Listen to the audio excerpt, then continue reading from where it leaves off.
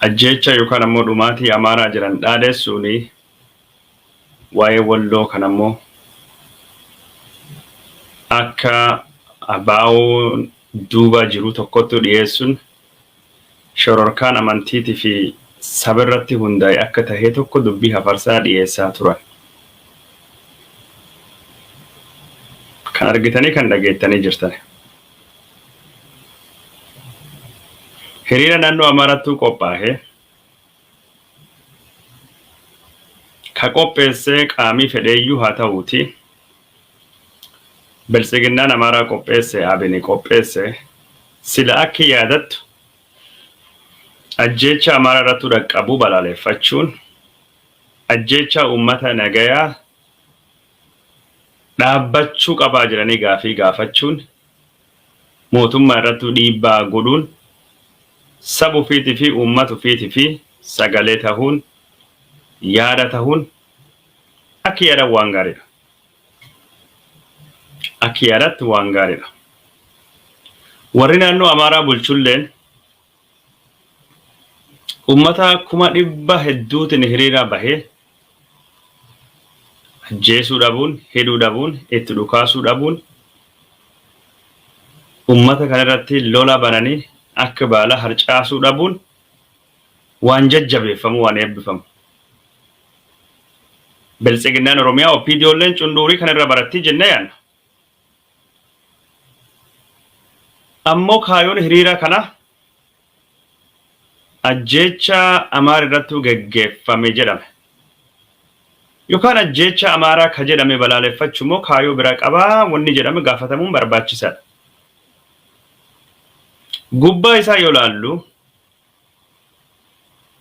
gubbaa sarfees isaa yoo laallu ajjecha fi miidhaa Amaaraa irra dhaqqabu balaaleffachuudha.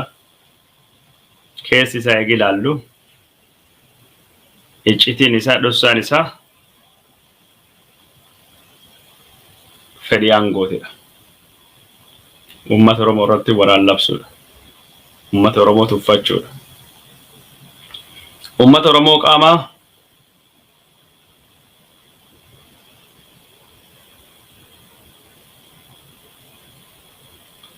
ummata Oromoo qaama tareenya ittiin jiran aangoon isaa gadaan isaa dhumatee jira. Nuttu biyya kana bulchuu qaba.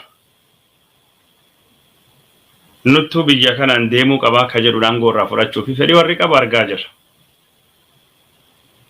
Ummata Oromoo yoo danda'an waraan irrattuu baasanii irrattuu labsanii miidhaa irrattuu dhaqqabsuu fi mul'achaa jira. Oromummaan yookaan Oromoonnatti yuudame Itoophiyaatti qidame jechuun Oromummaa jechuun Oromoo jechuudha. Yoo danda'ame Oromummaa balleessuuf Oromoo balleessuu akka barbaadan dubbatanii jiran. Kana biltsiginnaan Oromoolleen ijoolleen biltsiginnaa Oromoo ka aangoo gubbaa jirtu ka hiddi isaanii hiddi warra kan wajjin sanyii warra tokko taate galaanaa gossuu jechuudhaanii fi qabeessammaa faasin dubbachaa jiran. Oromoo ajaa'ibuun qabanni kunin. Ajjecha walloo keessatti ta'ee fi ajjecha bakka addaatti Oromoo irratti dhaqqabaa jiru Oromoo ajaa'ibuun qabu. Maddii ajjecha kana karoorii ajjecha kana eessirraa akka inni maddii Oromoon beekuu danda'u qaba. Dhimmi kun eessirraa akka inni dhufe beekuu danda'u qaba. Liyyuu Haayilii Amaaraa maqaa hin dhayinaa maqaa hin balleessinaa ergamsa mootummaan kennameefin ergamsa mootummaa hojjechaa jira. Hojiirra oolchaa jira, raawwachaa jira.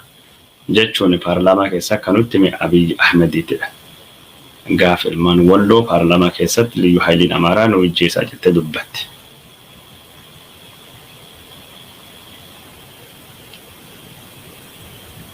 Sabboonummaan Oromoo xiqqeessaa ka jedhe Oromummaa ka tuffate atuma isaatidha. Kun hunduu waan Oromoon beektu. Kun hundinuu jechuun waan haarawaa miti.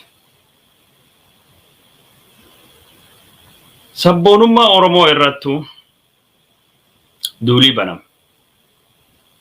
Sabboonummaa Oromoo ittisuu fi Oromoon maal godhuu qaba? sabboonummaa Oromoo jechuun Oromummaa irratti duulii baname. Duula kan akkamiin Oromoon mo'achuu danda'a yookaan akkamiin ofirraa ittisuu danda'a ka jedhu. Oromoo waa tokko beekuu qaba. Maddi duulii sabboonummaa irratti baname kun inni biltsiginnaa ta'uu beekuu qaba. Maddi rakkoo guddaan biltsiginnaa Oromiyaa ta'uu beekuu qaba.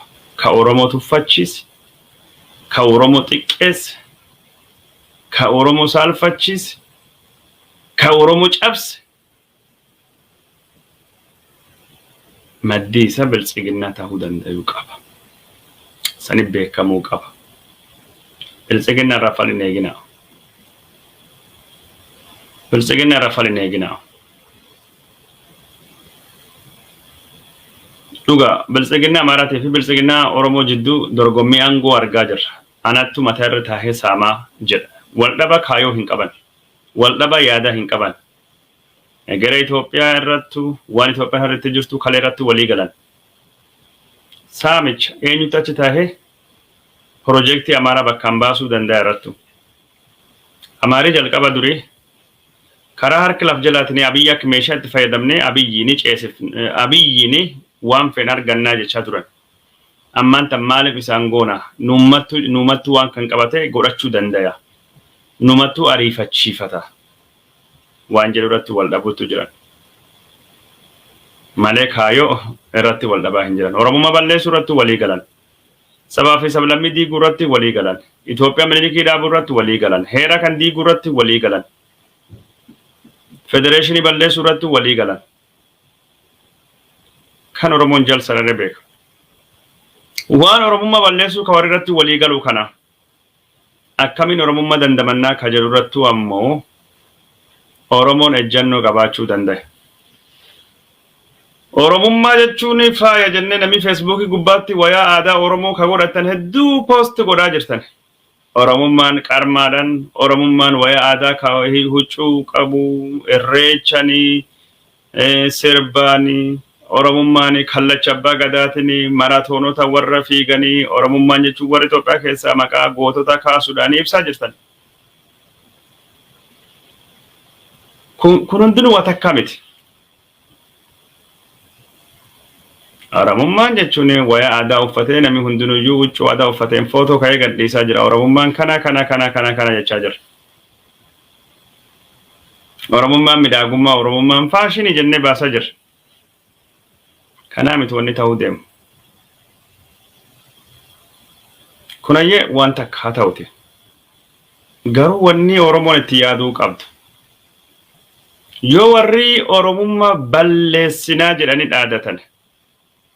Oromummaa barbadeessinaa, Oromummaa yuudam jedhan.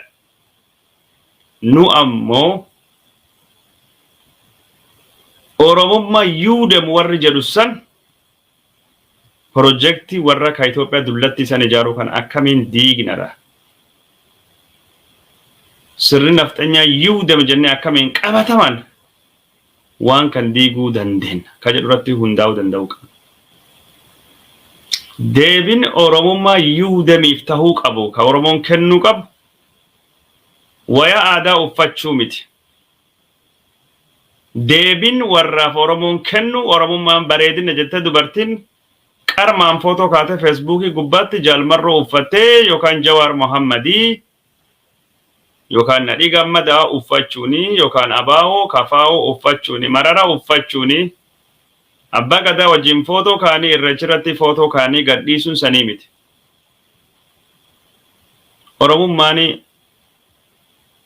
hadiigamuu yoo jedhu warri kun ha barbadaa'uu yoo jedhu nu ammoo warri kun beek Oromummaa yuudamiin jechuun kaayoo warra kadhuma ka warri bakkaan baafachuu fedhu kan caalu wanni biraa hin jirtu ka isaan jechuu qaban. Oromummaa yuudamee jedhan nulleen deebin ta'uu qaba. Itoophiyummaan isan barbaadan yuudamiidha. Yoo Oromummaa keenya hin jaalanne afaanii aadaa siyaasaa mirga nuufiin of bulchuu hin jaalanne nu ammoo Itoophiyaa keessan waan isin qabdu wajjin hunda jibbine. Kaayoo Ofin of bulchuu heera keessattuu tuqame. Mirga sabaa fi sablammiin hundinuu ofin dhimmu fi murteeffachuu hanga fottokuu qabaa ka jedhu san Oromoon hojiirra oolchudha. Solutionin jiru kana. Oromoon opiidiyoo ta'ee maal ta'ee wanni hundiyyo dhugumaan Oromoo yaadu taate yeroo ammaan tanatti yoo warri Oromoonnet yuude medhan. Hai.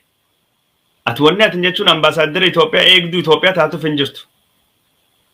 Itoophiyaa siin jaalanne ka eenyummaa kan keen fudhanne Itoophiyaa warri gammachiisuuf waan feetu gootu.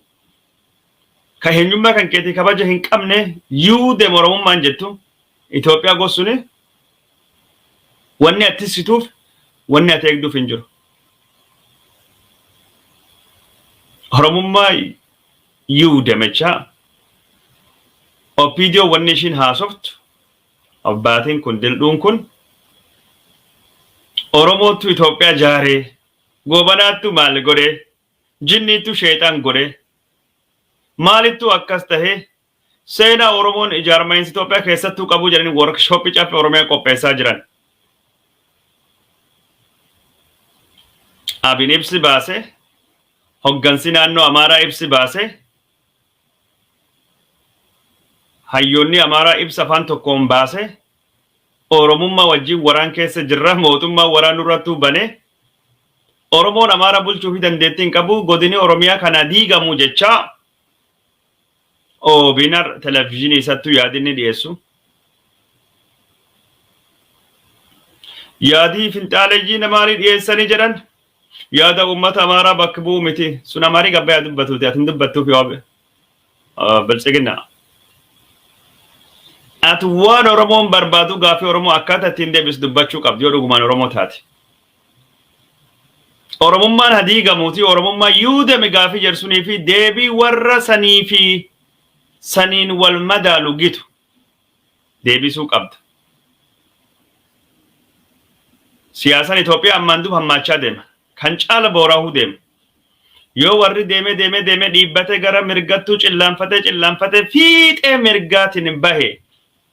Yoo isaan handaara tokko qacce tokko gubbaa dhaabbatan ati wanni dhuftee jechuun dirree warra taphattee jechuun jiddu galeessi tayaa miizaanaawii tayaa feerii tayaa anin jechuun taphata jidduu no Itoophiyaa keessa jidduun hin jirtu. Atilleen gara bitaa deemta. Yoo isaan mirgi deeman atilleen bitaa deemte dubbiin garcabxeen yaati Oromiyaa bilisoomtu malee hin barbaannu. Oromiyaan akka diigamtuu akka Oromummaan waddamu teenne harki maranne hin eegnu yeroo Oromiyaati. Itoophiyaa fayyeessinaa Itoophiyaa riformi goonaa Itoophiyaa hundaa taatu sabaaf sablammii goonaa. No, sunam siin baasu. Gara mirgateem gara bitaateem Oromiyaan bilisoomuu qabdu ammaan tana. Yoomi miti ammaan tan tahuu qabdee jette Oromoon dhaabbileen Oromoo yaada kan kaasuu qabde. Yoo bilchiginnaallee irraa hin eegne yaadii jaarsoo yaadii libawwaa qof filatte Itoophiyaa diigamtu qofattuu Oromoo baasaa kan inni jedhe san ammaan tan kaka'uu qabu. Maaliif? Boor Itoophiyaa keessatti wanni ta'uu deemu yaada akkas wal falmu wal dhaba kan kennanii fudhachuu walitti araarsuu deeman. Warri yoo jidduutti dhufe nulleen gar jidduu dhufna. Warri gara mirgattuu cillaanfatee wanni atin jidduutti dhuftin jiru atilleen gara bitaa bahe. Gar cabxee iyyaate. Dubbii warri paartiin Oromoo warri ammaan tana Grand Bargainiif qophaawaa jiran. Amaarii waan qaban hundaatti fayyadamaa jiran. Meeshaa siyaasaa ka qaban hundaatti fayyadamaa jiran. Aangoo barbaadaaf. Sadarkaa addunyaatti jenosaayidii Amaaraa jechaa himachaa jiran. Sadarkaa biyya keessatti humnuu fi garsiisuu fi abiyyi irrattuu hiriira bayaa jiran. Oromoo sodaachisaa jiran haguufitti. Sadarkaa biyya keessattuu abiyyi wajjiin biyya bulchaa meeqa mokkoonnin fa'aatii. Paartilee Amaaraatii fi hayyoota Amaaraa maqaa ajjecha amaaraa balaaleffachuudhaan diplomatic community hawaasa addunyaa ka Finfinnee keessa jiru walittuu qabaa. Abiyyi biyyi bulchuu hin dandeenye ammaan tana dabareen yookaan taraan ka amaaraa jechuudhaan fedhii aangoo akka qaban beeka agarsiisaa jiran. Nuttu biyya bulcha. Dammaqaattu biyya bulcha. Mustafa Umarii biyya bulchuu qaba. Abiyyi biyyi bulchuu hin dandeenye. Haala mijeessinee fi abiyyi biyya habahuti yookaan aangoo gad dhiisu.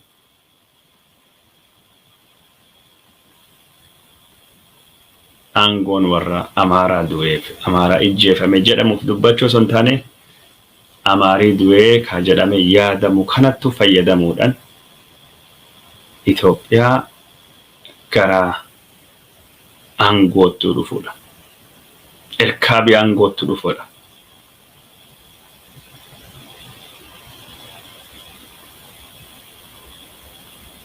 Gara jechuun teessoo aangoo membarii aangootti dhufuudha. Amaarii jechuun Itoophiyummaan kortoo warra itti fayyadamu. Erkaabinna membarii abiyyi isa yaadatan. Abiyyi formulaan ittiin fayyadame amaarii itti bartee jirti. Waan feete goosiftee miil jalaa guuraa jirti.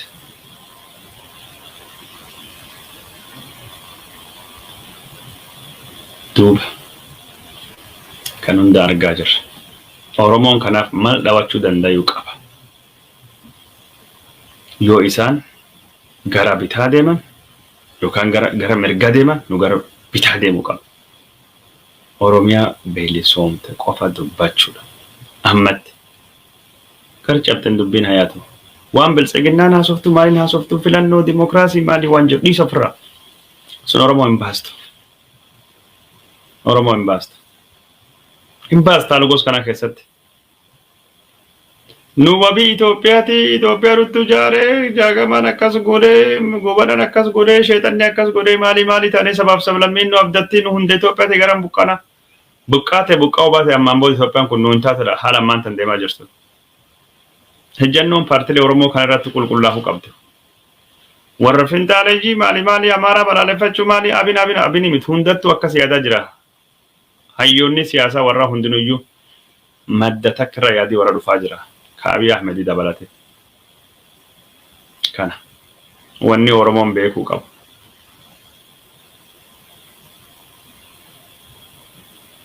Tiisis irraa akkuma damma hin eegne biltsiginnaa Oromiyaa irraa fal hin eegina furmaat hin eegina. Abiyyiitu jijjiirame bilisa na baasaa hin eegina. Oromoon akka warra kanaa hiriir hin baane wala balleessanii waan fedhe wal haa godhanii Oromoon maal dhawachuu qabu.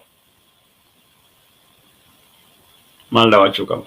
Yoo biltsiginnaan guututti rakkoo kan beeytee namichi kan of dura gorsite biltsiginnaan Oromoo jechuufi. Gaafa sanii fedhii Oromoo kaastee fedhii Oromoo kabajsiifna jette waan biraati dubbiin. Haala ammaan tan jiruun. Oduu ammaan tanaayyuu nafxanyaa wal dhabaa jirra jettu. Nafxanyaa miti ka uummata Oromoo bakka hundattuu ijjeesaa jiru warra. Kalee har'allee ijjeesaa oolte. Oromoon mirguu fiitii falmachuu danda'u qaba. Mirguu fiitii. Hidhannoo warra qawween lola gargaaruun barbaachisaadha. Barbaachisaadha. Qawwee malee biyya san keessatti falli akka hin jiru argaa jirra. Walloon qawwee waan qabduu fi xiqqoon kun nuuf kabajsiifte. Kijjiba warra Amaaraa warra bokokee dhufe uf tuulummaan uf jajuun qarooma kijjibaatiin gootummaa kijjibaatiin walloon warra kana akka fuufattu dhooste. Maaliif wal dhageettii qaban, tokkummaa qaban, dhugaa qaban, hidhannoo qaban.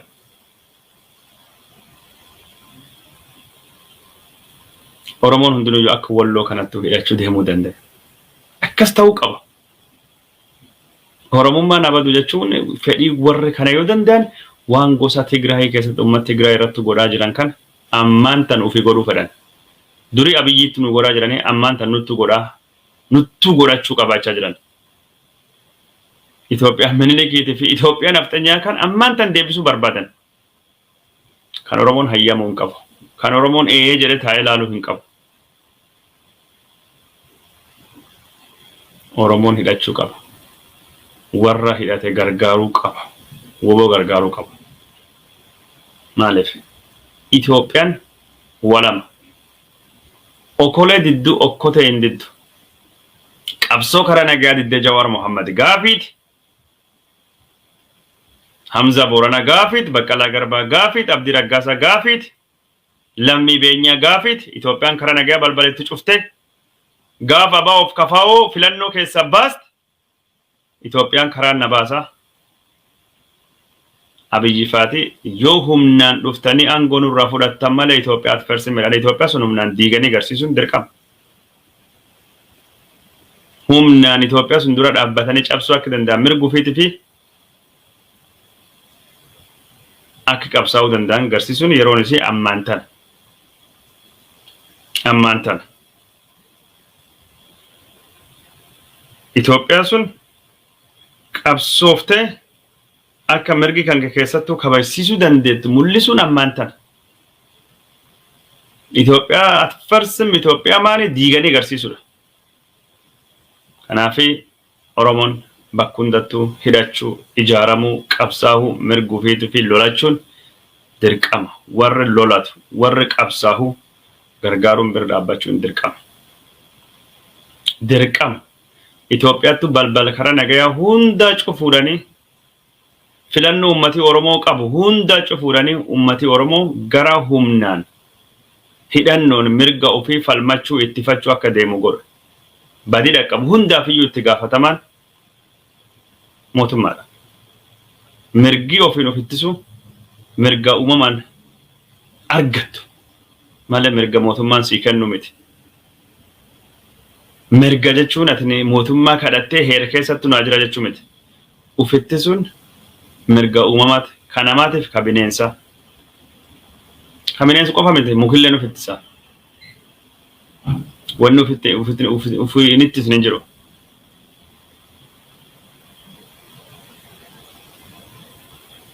Mirga uumamaati.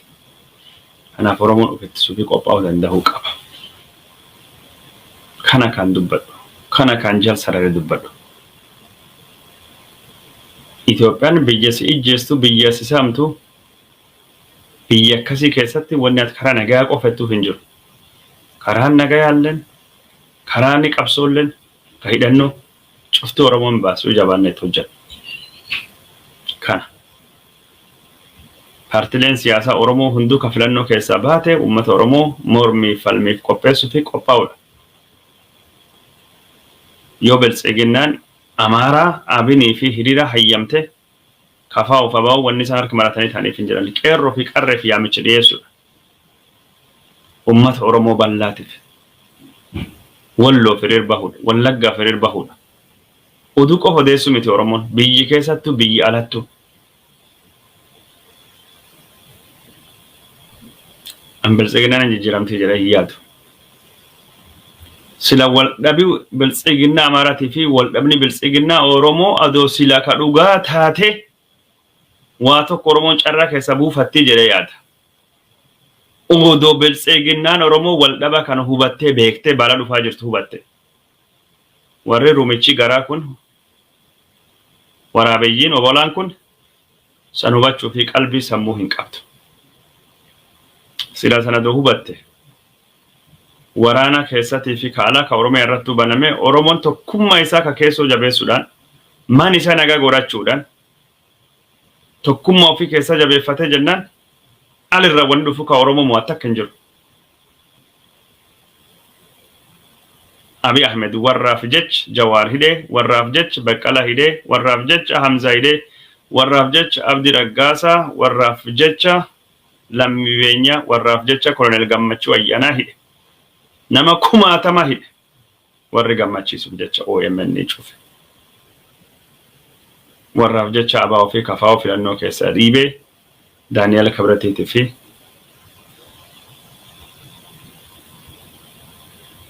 Daani'eel Kibratii fi Daani'el Kibratiitiif akkasumas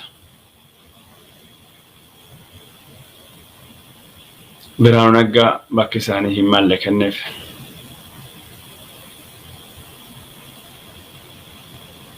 Warri kun garuu galatsan hin beeku. Amma irrattuu ka'ee jira. Oduu Abiyyi beeke warra kan hundaayyuu yeroo ammaan tana tokkummaa isaanii jabeessuu qaba. Warra kan hundaayyuu gadhiisee warra wajjin mari'atee silaa dawa beeke. Barkum 2005 yaadadha. Gaafa qinajjitiin akkasuma choofte sana Mallas Zeenaawii hidhamtoota siyaasaa ka Oromoo gadhiisee magaalaa gudditti Oromiyaa Finfinnee irraa Adaamaa fite. Oppiidiyoon yartuun har'a waan akkasillee hubattu. Odoo gaafii Oromoo takkallee deebistee gaafii heeraa gaafii malee deebistee Oromoo abdii tokko hin ta'e bir dhaaban. Maaliif bir dhaaban? Ammaan tan nama Oromoo koo maanidhaattuu galchaa dararaa miidhaa waa takka ka Oromoon bir dhaabattuuf hin jiru. Kana kan jechuu barbaadu Oromoon waboo jabeeffachuu qaba. Oromoon jechuun gaafii Oromiyaa kaasuu qaba. Paartileen Oromootii fi miidiyaan Oromoo garsuunitti deemuu qaba. Akkasittuu san malee falli biraa hin jiru. Kanuma ka dubbachuu barbaade Mouché Pat namni jedhamtu jechuun Kadiro et que vous parlez français. Tu parles français? Oui, je parle français.